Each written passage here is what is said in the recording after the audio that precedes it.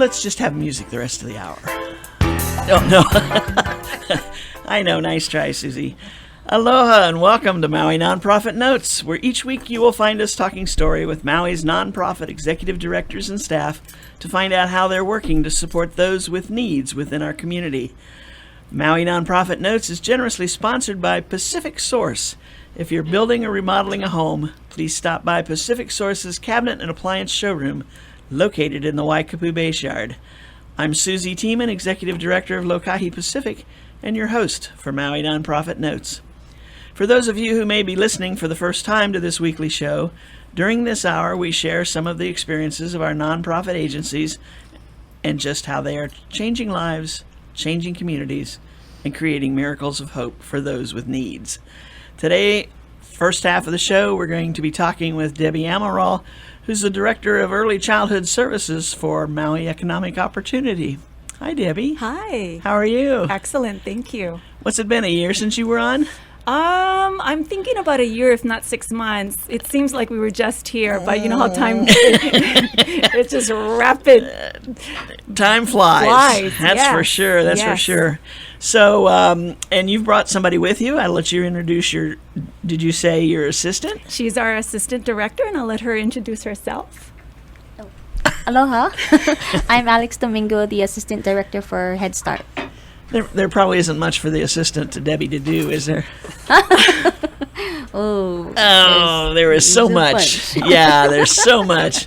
Well, you guys have got a big program that you guys are handling. We do, and actually Early Childhood Services through Maui Economic Opportunity involves 3 different programs. So we have the largest is Head Start. We serve 278 children countywide.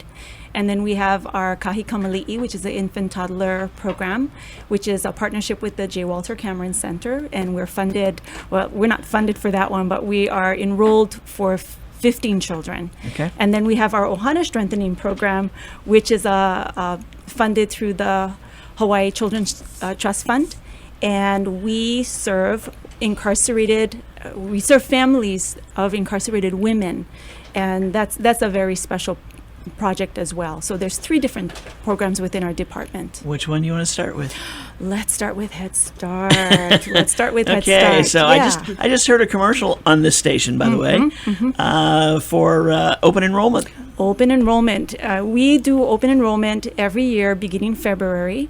And what open enrollment means is that families can come in and apply for services. And it's not a first come, first serve. So what we want to do, though, is encourage the community to come in and apply now. For Maui, the office is at 99 Mahalani Street, right below the hospital. And for families on Molokai, we have our Molokai branch, which is in central Kaunakakai. And then on Lanai, we do have a partnership with the Emalama Inakeki Olanai preschool, which is located right in the heart of Lanai City. And for families that are coming in, we do generate, the majority of our families need to qualify income-wise, and it's based on the 2016 federal income guidelines. And that's available. If anyone does a search for online, they can find that information. But what I'm hesitant in, we don't want people to use that as their baseline and say, either I qualify or I won't qualify, because there's so many other determining factors. We have categorically eligible families that have children that are foster children, families that are homeless. So there's many other factors, family that might be dealing with a special circumstance, incarcerated parents. So there's, like I said, a lot of different variables. And we want families to come in and apply, because not only does it provide us the opportunity to serve them, it also tells us where the service areas are needed. So if we have a large group of people coming in from, say, Lahaina or Kihei, it justifies the need for our existence to be in those communities. If we don't have any children coming in or families coming in from a specific community, then it lets us know that that's not an area of need.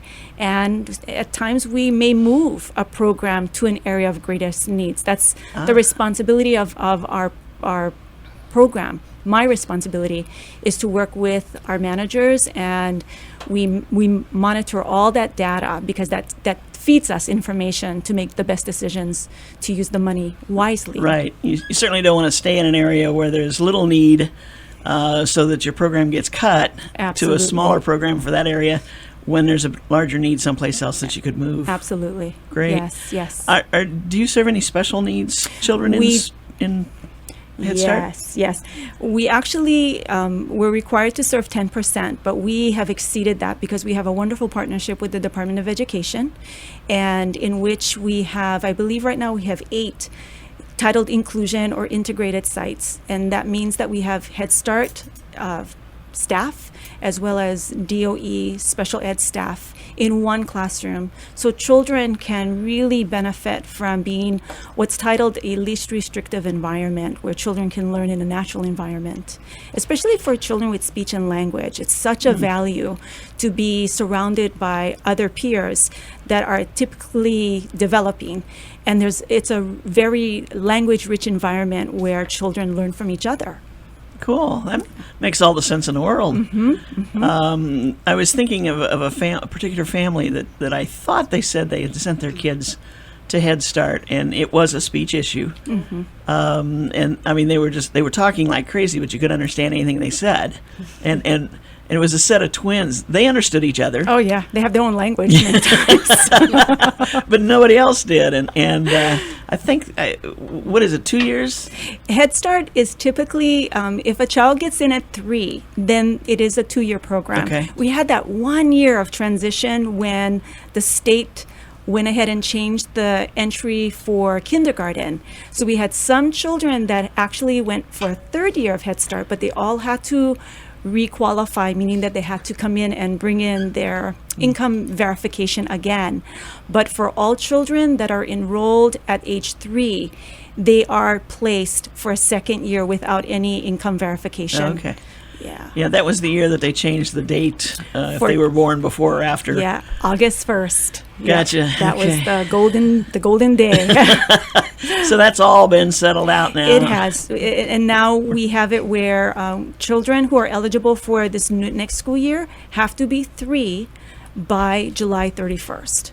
Any child that will be 3 by July 31st are welcome to come in and apply. And that would start September. It would start Or actually August. in August. Yes, Okay. Wow, so that's a tight deadline. it is. It is. Interesting. Yeah, but knowing that, that's why we put out the open enrollment and presentations like today, as well as with the PSAs that we have.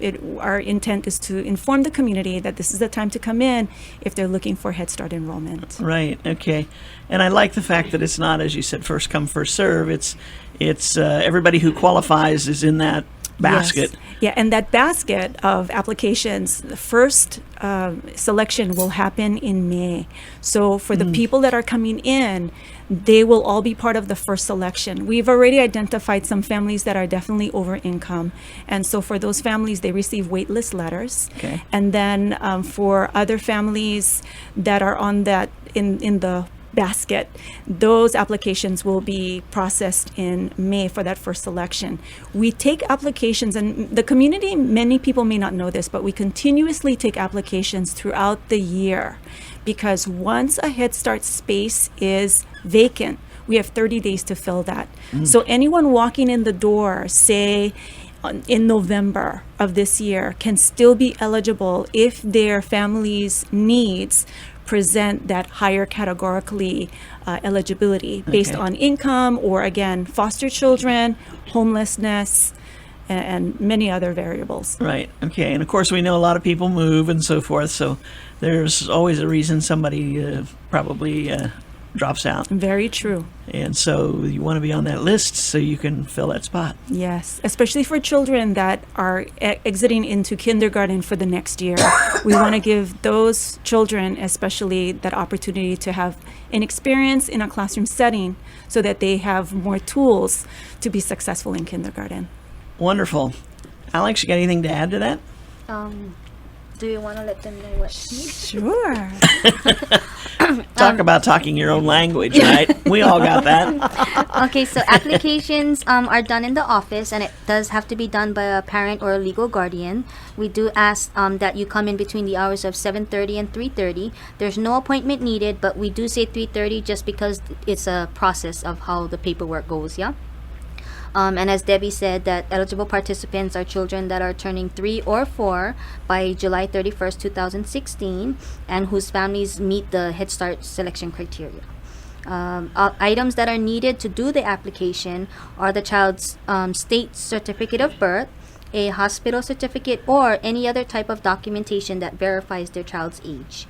Household income documentations that are preferred are a completed 2015 income tax return, or household 2015 W-2 forms, or pay stubs.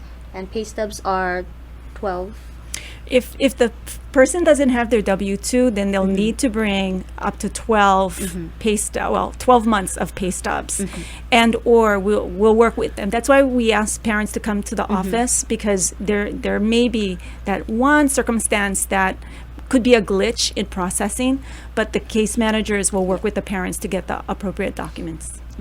And you'll also need any type of financial printouts of any assistance that you're receiving, if applicable. And other documents might be needed. The more you talk to the family case manager that is assisting you, the more questions they might have, and then find out if, what other paperwork that you might need. Every family is different. Gotcha. Okay. Yes. And there's no restriction like only one per family. No, if you've no. got a couple of kids in that age group. Absolutely. Okay. We have a bunch of siblings in our program. We do. We Okay. do. And then now you've been doing this program for so long, you've got the second or third generation coming in? Pretty much. Actually, Head Start has been in existence for 50 years, and through MEO started in 1965, so both programs celebrated their 50th last year. So we've seen a variety of pass-through, and Alex was a past teacher in Head Start, so she's seen a large group of families that are either returning or, again, out in the community. We're so fortunate to be living in a place where you know your neighbors, and we see people when you go to Costco, Long's, movies, no matter where you're at the beach. We're really fortunate. It's a close community. And I think last time we talked, you had even some people in the classroom teaching who had been through Head Start themselves. Yes, we have a lot of our teachers were past parents, and I know that there was a Head Start child that went through the program and came back as well. Not for our program, but I believe for another program within our state. Interesting. So yeah, and I mean that's true success. When you want to measure success, I think that's the perfect way of measuring it, and seeing people productive and successful in our community. Certainly. Yeah. Now, is there a need to grow the program? I mean, last time I think, again, when we talked, you had a wait list. It was almost as many people kids as you had in the classroom. Yes, yeah. It's really interesting because for Head Start, we have so many. There's over 1,800 performance standards, and there's many requirements. It's a comprehensive program, so we have to provide food for the children. We have to have a mental health consultant. We have to have a curriculum with materials and supplies. So all of these requirements, on top of requirements of the staff having certain qualifications, and along with that comes a pay rate. You have to have a pay scale. And early childhood is not a place to be if you want to be monetarily rich. You want to be if you want to be emotionally and fulfilled rich in life, that's the place to there be. You go. But believe me, it is what it is, and we're working on that because it's such an important quality of a field. But the challenge is the fact that Head Start federal funding does not always provide us with the amount that we need to successfully operate a program. And sometimes there's very difficult decisions that have to be made in terms of making decisions on cutting maybe a center in order to have the funding to do a good job, a quality job. and make ends meet, because it's like a household budget. It's the same thing. If you know that your rent is going to go up, you have to make a decision on where you're going to cut. And operating a program like this, it takes that level of being flexible and making those difficult decisions at times. And I'm going to make a decision where to cut. We're going to cut for a commercial right now. We'll be right back. Aloha from Pacific Source, and thank you for your support over the years. Pacific Source has offered more of what builders and homeowners value most in building materials and cabinet design. We've done this by offering superior customer service and products, as well as by designing kitchens and baths that are intelligent and elegant while staying true to your vision and budget. Visit our showroom in Waikapu in central Maui, where we display a variety of cabinets as well as top-name appliances like Sub-Zero, Wolf, Viking, KitchenAid, and more. We display countertops, tile and wood flooring, and several brands of windows and doors, including Fleetwood multi-slides and La Cantina folding doors. Come in and talk to our designers about making your dreams become a reality. From concept to completion, we really believe our attention to detail and superior service are what sets us apart. Let us show you what we mean. We are a Pacific Source at 515 East Oahe Way in the Consolidated Base Yard in Waikapu, just off Waiko Road. Call us at 986-0380. That's 986-0380, or look us up online at packsource.com.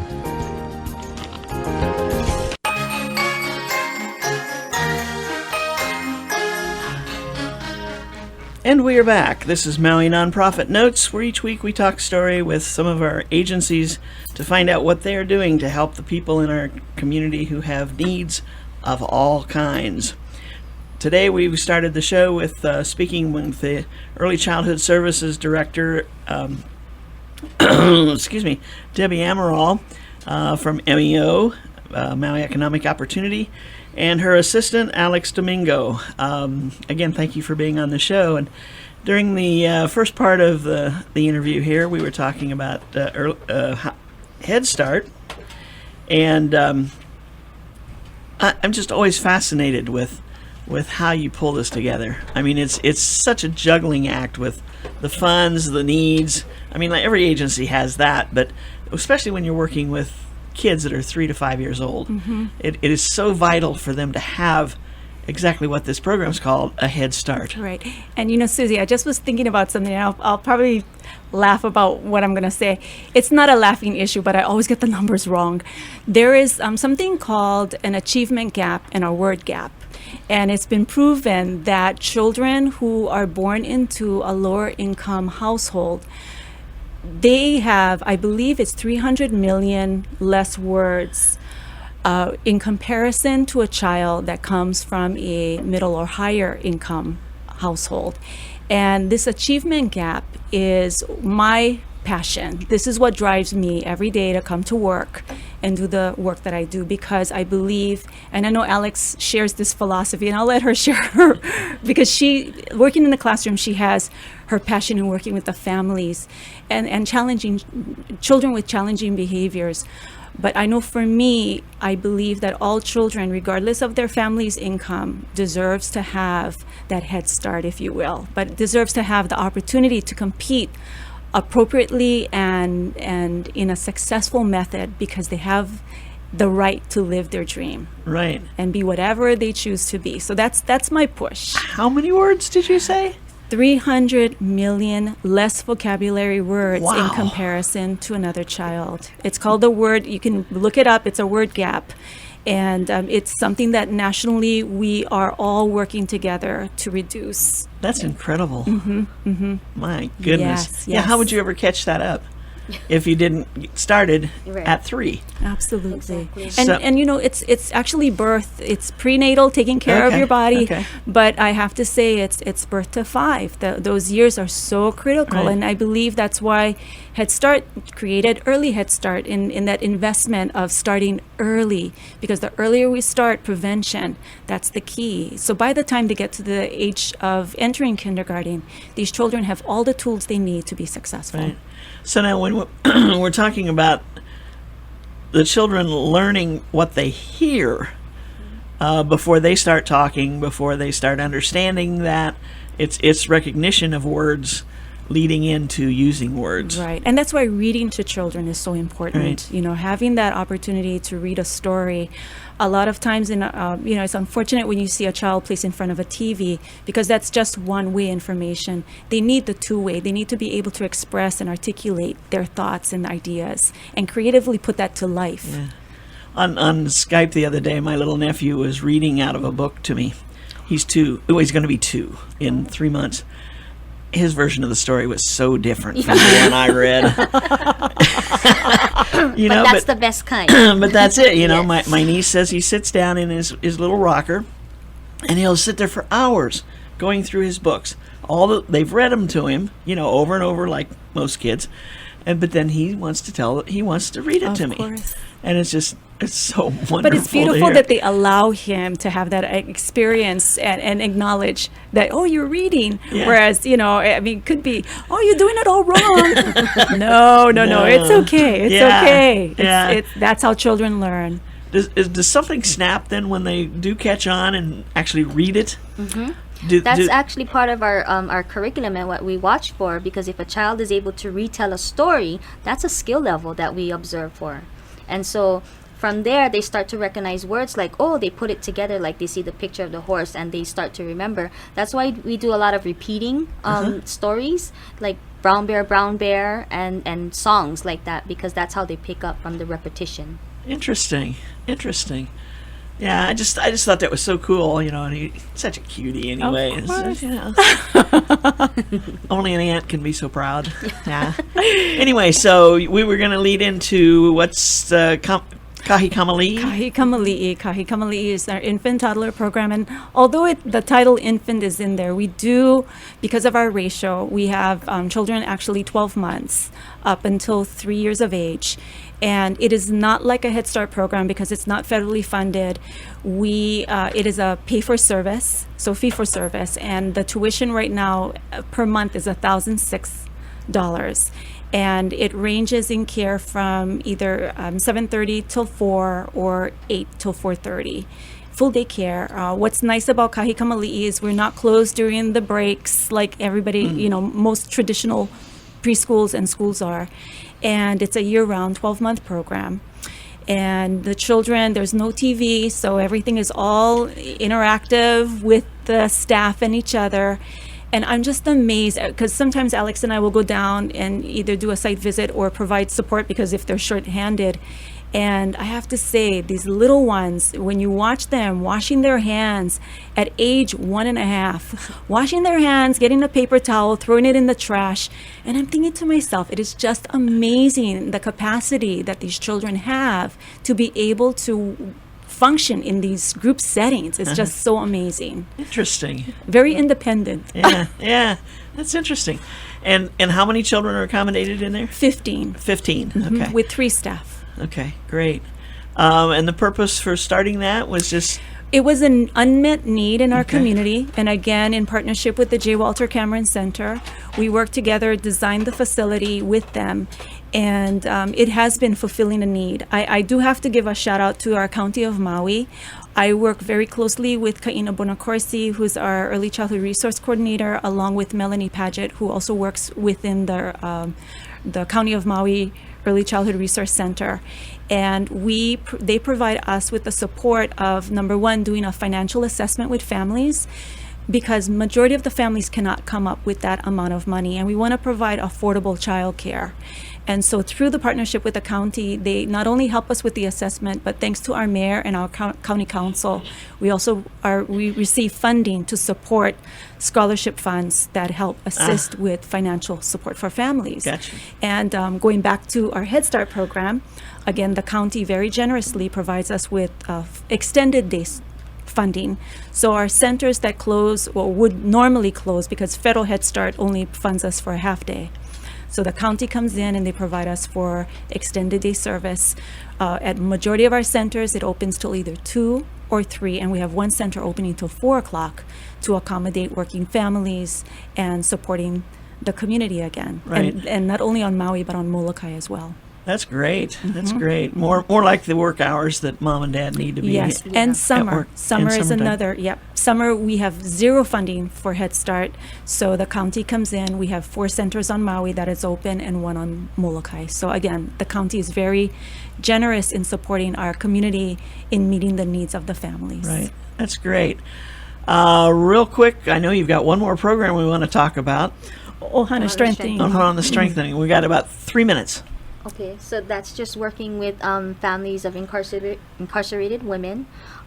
We do have two women in our program that go into the jails and work with the families, providing them resources. It's kind of like an education program. And then we do have a big event in December that we provide a day where the children can spend time with their families and just kind of have a nice day where they get to do activities and have a meal with their families.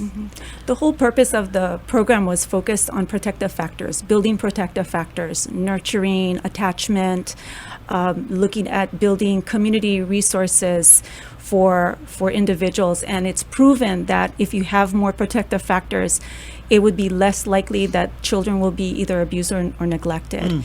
And so in building those protective factors, we do, as Alex shared, there's a parenting session where the women receive class focused on one of the protective factors. And then the following day, they have a parent-child interaction. So trying to put what they learned into practice. I see. And it usually goes for, I believe it's a 12-week, I believe a 10 to 12-week session. And then they celebrate at the end with a certificate.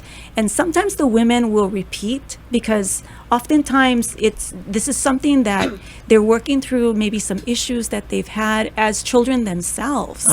And so it's a healing, in many aspects, it's a true healing for them.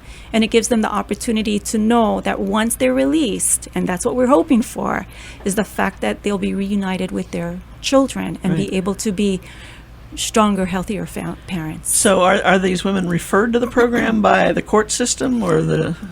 We work directly with MCCC. Okay. And our staff that work in Ohana Strengthening has a system of looking at what women would qualify, and they have certain, and I'm sorry, I don't know the term, but there's a certain eligibility of women within MCCC that qualifies. I see. And, in many circumstances, it's unfortunate, but if they're dealing with something that is a challenge for them and they come into the class and they're not able to participate safely, then they're excused from class and they can try again the next session round. But we're in year 3 right now, and this funding will end in March of 2017. Okay. So, and there was a time that incarcerated women was something of a hot topic in terms of funding was readily available, or even incarcerated parents. And I find that nowadays it's not as easy as it once was, maybe 5 to 7 years ago, but it still remains an issue. It's still many times, and incarceration and the facility is not an appropriate place for children to be. Right. But what we try to do is set up an environment that is welcoming for children with books and soft chairs where the parents can sit and read to them so that the children know that this is a place that I'm welcomed and I'm safe with my mom. Interesting. And or dad. Right. Cool. Very good. So, any last thoughts? Again, open enrollment for Head Start is right now. Open enrollment, our office is located again on Maui at 99 Mahalani Street. We're on the ground floor of the 2-story MEO building, and our office hours is 7:15 till 4. But as Alex said, we accept applications up till 3:30. And if you need more information, you're welcome to contact us. On Maui, it's 249-2988. And I don't have the Molokai number readily available, but if you call the Maui number, we'll be more than happy to assist you with Molokai questions and or Lanai questions. Wonderful. Alex, any last parting thoughts? Aloha. I think she just said it all. There we go. Very good. Thanks, Debbie and Alex, for being with us today, and we'll have you again on in 6 months or whatever. There you go. I'll be back. Cool. Definitely. Thank you. Mahalo. Thanks for all you do. Thank you. We appreciate it. Thank you. Okay. And we're going to shift gears now. We're going to kind of go to the other end of the spectrum. I didn't think about this when we first started, but after starting with 3-year-olds, we're going to be talking with Candace Carter, who is the executive director of Naho. See, I knew I was going to blow You'll get that. it, Susie. Naho Aloha. Very good. There we Thank go. You just have to get the pieces in the right order. Anyway, so Candace, Yes. this is what? How long have you been there now? 2 years? 3 years? I've been there about 2 years. 2 years. Yeah. And the growth over there has been just amazing. unbelievable. Yeah. And it's going to continue. I think when you and I last spoke, and that's about 6 months ago, we had about a client base, or we prefer to call our participants and not clients, but we had about 360, and today we're nearing 500 participants. Wow. Okay. So, well, let's tell everybody yes. what Naho Aloha does. Absolutely. Naho Aloha provides supportive services for those that are 60 and older, or 18 to 59 with permanent disability. And the type of services we provide are to help individuals stay in their home and promote social engagement, and also proper nutrition and medical attention. So really, to name the programs, we have a friendly visit program, and volunteers are trained to match up with a participant and go to their home or take them on rides or some way engage them socially. Our transportation program is escorted transportation, and it's by far the most popular of any of our programs, and it really is hand in hand with the visitor program. And volunteers are, again, recruited and trained, and they will take a participant to medical appointments, take them shopping for groceries or medication or any other essential need that they may have. And so we have drivers on the road almost daily. I think last year they drove about 50,000 miles. Yeah, and the volunteers dedicate thousands of hours a year. We also, one of our programs is telephone reassurance, where somebody might be at home and unable to get out, and a volunteer will call and say, hey, have you taken your medication? How are you feeling? How are things going? What can we do for you? So, we make sure that contact is there.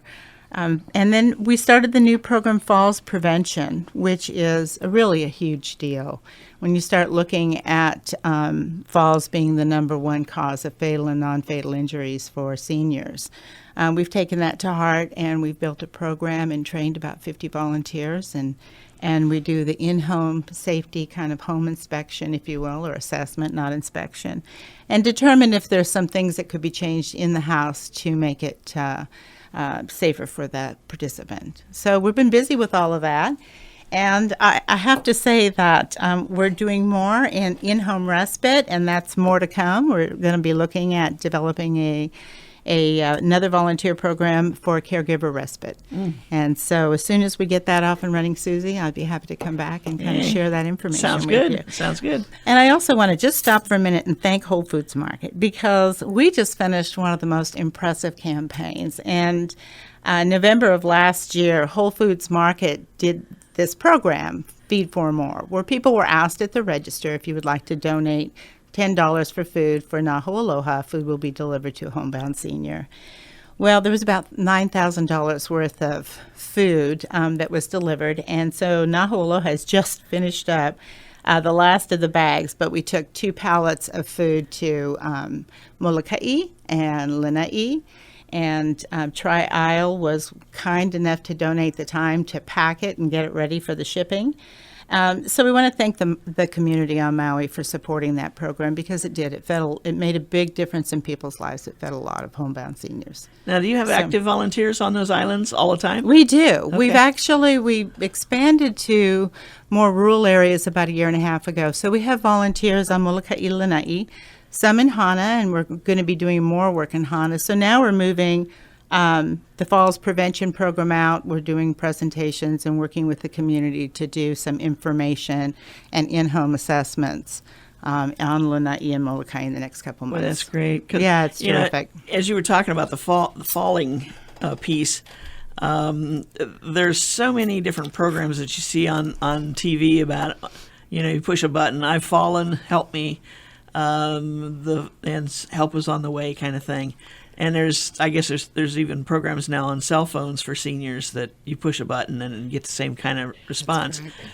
But it's always better if you can prevent the fall. And that's the goal. Obviously, that's the goal. Yeah. So it's not just looking at the home setting. That's critical, obviously.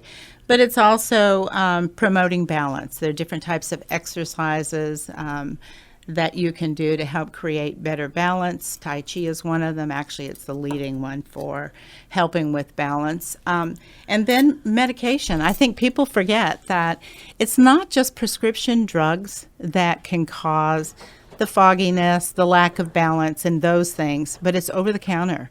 We talk about cough medicine, and you talk about anything that can alter your sense of, presence that can cause falls, even some supplemental products. So we're doing actually an event with the Department of Health here on Maui, March 18th, and we're inviting the community. It's no cost.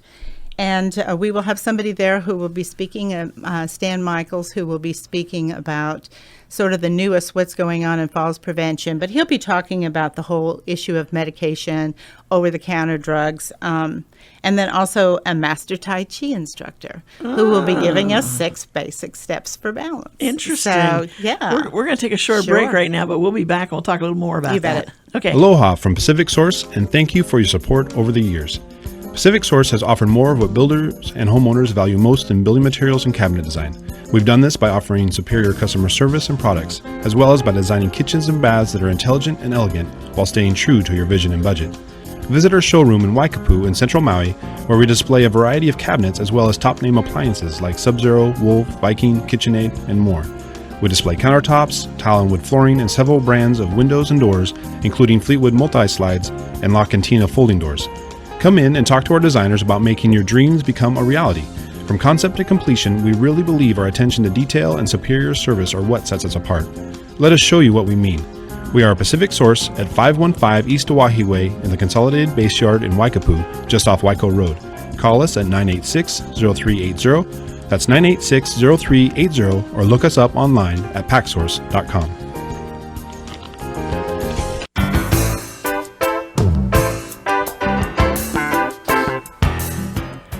And we are back. This is Maui Nonprofit Notes, talking story right now with Candace Carter, who's the executive director of Naho Aloha. Very good. Whoa. I really love that name. I just, it just, well. Just rolls off, doesn't it? Loosely interpreted, it means. Loving friends. There you go. Yeah. Loving friend. Yeah. And I think that the growth of the organization not only tells a lot about you and your leadership, but it also talks to the needs. And then also, I would venture to say, and tell me if I'm wrong, I could be way off base, a lot of your volunteers are either approaching that age or are that age, but are very active and healthy and can That's help right. their fellow seniors. Absolutely, Susie. Yes, actually, we have probably the bulk of our volunteers are 60s and 70s. And we do have a couple that are in their 80s. I think the oldest is 85, and she's on the road all the time. She's we call her our go-go volunteer. Isn't that because something? The old expression of, go slow, no go. I mean, Oh, yeah. because we don't want to give chronological age to people because people age differently. That's right. So anyway, she's our go-go volunteer, and she is fabulous. But we're reaching out too for younger volunteers, and we've got this dynamic volunteer coordinator, Judy Guajardo, and she's since I think in the last, it's been about 8 months. We had like 165 volunteers, and we're now at 215, and she keeps on rolling. So, yeah, we're very fortunate to have the right people. We've got Lori Busta in the office, the right people to help this organization grow. But we're small.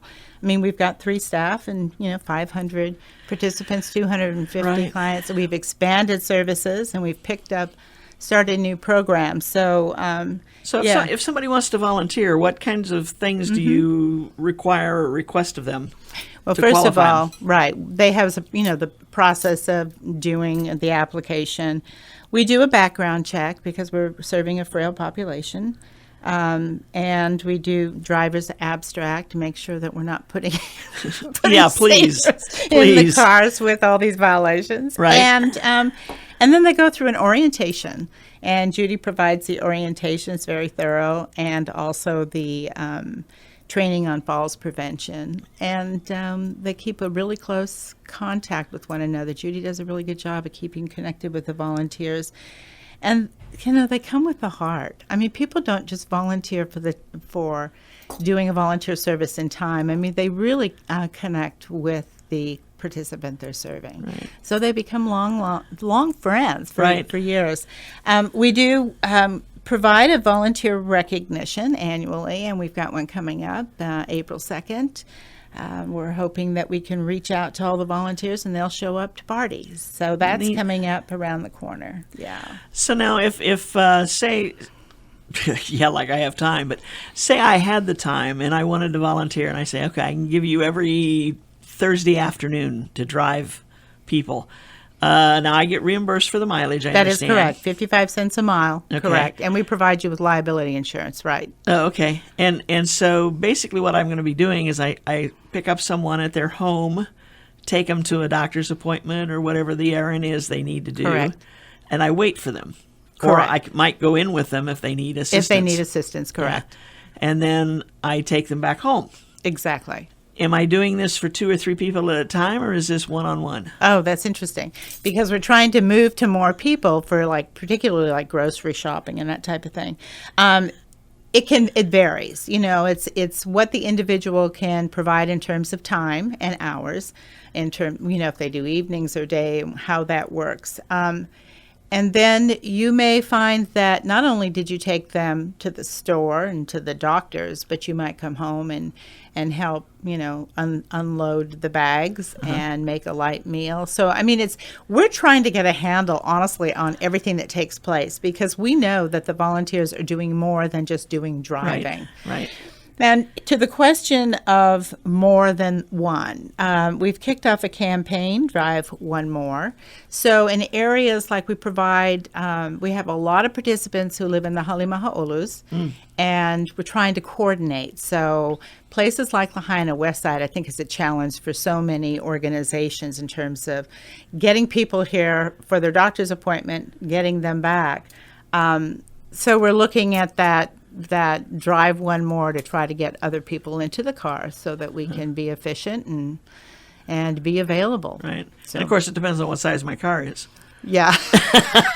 In today's world, that's a big difference. And I brought you an application, by the way. Oh, did you? Oh, thank you.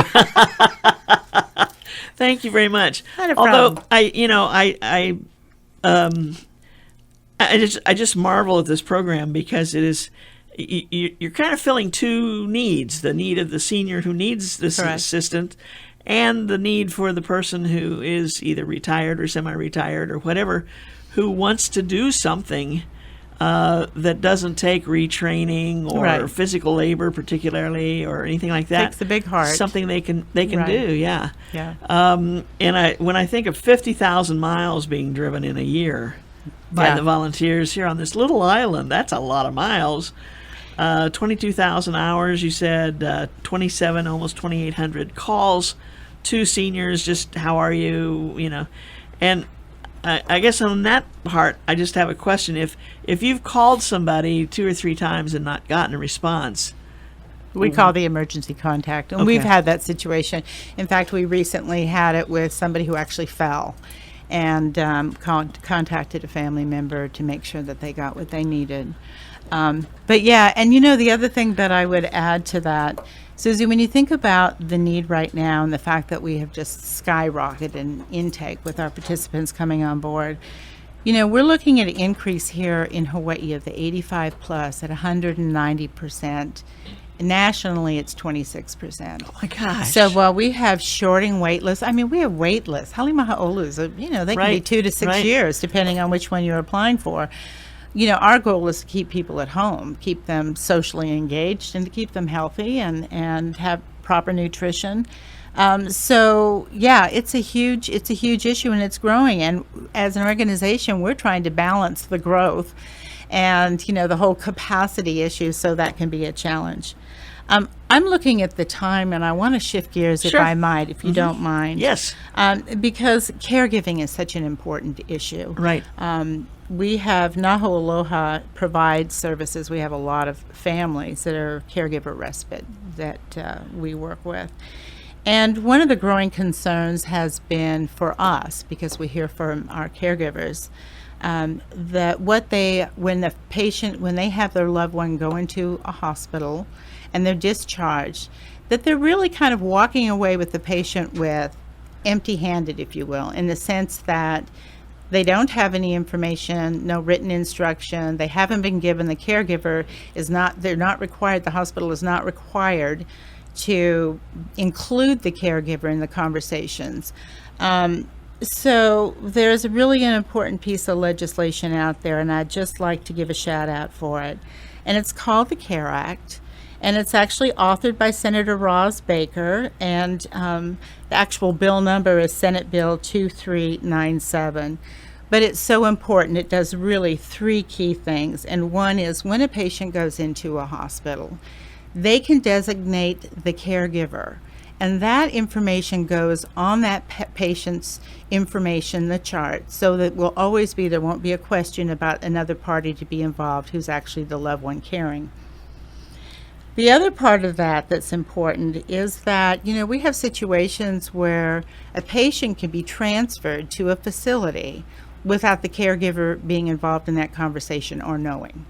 So what the CARE Act would do would make sure that caregiver is included in the decisions about any type of transfer, discharge home, going into institution care, so that caregiver is a part of that discussion. The other thing, again, that I think is really important is the need to have time with the person who's providing the care, the physical care for that loved one. Caregiver needs to be included in conversation, have directions, have information to help that loved one at home. And the CARE Act does those three things. So I'm encouraging those of you who are listening, it's such a huge and growing issue, and it is really a painful situation when you don't have, when the caregiver is not armed, if you will, or given the medical help to get care for their loved one. We have a situation where a woman, she still feels very guilty about her father's death because she wasn't given an instruction for an open wound discharge. And so when he got home, within a couple of days, he had passed away. And this way, the caregiver knows what's going on. So I encourage you to call Senator Ross Baker and thank her for her commitment to family caregivers. And her telephone number is, as I'm looking for it, well, I'll give it to you in a minute. Okay. Oh, here it is. Sorry. It is 808-586-6070. And again, that's the Senator's office, and we'd like to express our thanks for her support of caregivers. And the bill is headed to Senate Judiciary and Labor Committee. And again, our Senator Gil Keith Agaron is chairing that committee. If you would give him a call and let him know that you support the CARE Act, that will help. And that number is 808-586-7344. So it's active and it's moving. It's active and it's moving. And we have our Maui legislators that are very instrumental in its passage, the success of passage. So Right. we really do a call out to please make that note. It never ceases to amaze me. The legislature has so many proposed bills every year. And, something like this pops up and it's like, why didn't anybody think of this before? Right. And maybe it's something that happens in somebody's personal life that they realize, hey, we can make sure this doesn't happen again. And this sounds like a very important one. I mean, the It really caregiver is very key. important. Well, you think about these folks who are giving 24/7 care and the level of stress that they're under. So to add the stress of providing, when they're not medical technicians, to providing that medical side it's very, very difficult for them. Right. So that bill should help those families, and we are very grateful to be a part of the coalition. AARP is leading the charge along with many organizations that provide services for caregivers. Good. Well, I hope that's one of those that makes its way Passes. through and gets passed and gets activated. It's now there's also you do respite. Yes. How does that work? The in-home respite program isn't a true, it's not a volunteer program. It's a service that we provide, and we're contract with the Maui County Office on Aging. And by the way, they're great supporters of our programs. And so we're grateful for them. What we do is provide administrative support to families who want to hire, if you will, their respite caregiver. And then there's an allocation of funds that we can direct to them to make those, to help in that way. But we do plan to do a volunteer caregiver respite program, and that is, we're provided that opportunity through the Hawaii Community Foundation. Oh, great. Persons in Need grant. We got a 3-year grant. It's a big deal, and we're working on that now, and we're jumping up and down with just excitement about about what it's going to look like. Right. Wow, that's great. So now you said you've got a volunteer recognition luncheon coming up. We do. It's on April 2nd. Is on April 2nd, and what we're looking for right now is anybody who's maybe listening who has something that could be offered as recognition gift, donation of a dinner or hotel stay. Anything like that would certainly be a real gift for one of our dedicated volunteers. So a call out for that. And if you have it, please call our office, and you can talk to any of the staff. And we're at 249-2545, 249-2545. Okay, and then there was a class coming up, wasn't there? The March 18th is the Falls Prevention Tai Chi presentation, and it is at the Cameron Center Auditorium, and it starts at 1 till 2:45. So it'll be come and learn and socialize and eat and do Tai Chi. Ooh, cool. And Tai Chi is not the heavy duty. No. Physical This is thing. movement. This is movement for balance. Correct. Right. And it's balance is something that you tend to lose as you become a senior. Absolutely. Yes. It's Exactly. just imbalance. You can become Unbalanced. Oh no, we don't want to say that. Don't go there. Whoa. Candace, thank you for joining it's us always today. a pleasure. I thank you so much, Susie. You guys are doing such wonderful Thank work, you. and I'm just anything we can do to help support. We appreciate Thank your you. support in this opportunity. Thank Aloha. you. Maui Nonprofit Notes is sponsored as a community service by Pacific Source, the builder's choice. Give Paul and his staff a call at 986-0380 or stop by their showroom in the Waikapu Bayshard on East Oahe Way to see how they can help you with your building project. Maui Nonprofit Directors Association's mission is to provide personal and professional support to nonprofit executive directors, their organizations, and the community of Maui.